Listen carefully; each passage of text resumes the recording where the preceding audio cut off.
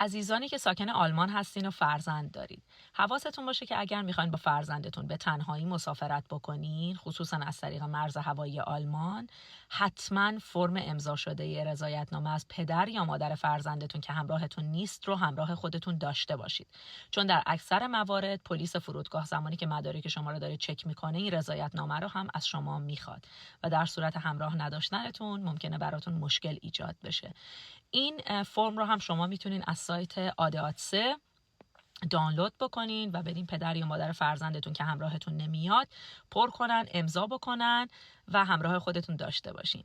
و یه نکته بسیار مهم دیگه برای مادران عزیز ایرانی و افغان که فامیلی فرزندشون با خودشون یکسان نیست، این هست که زمانی که میخواین به تنهایی با فرزندتون مسافرت کنین، اگر که همسرتون همراهتون نیست و فامیلیتون با همسرتون هم مشترک نیست، با فرزندتون هم مشترک نیست، حتما گبورتسورکونده فرزندتون همراهتون باشه که خدای نکرده براتون مشکلی ایجاد نشه. همین. روزگارتون خوش. بدرود.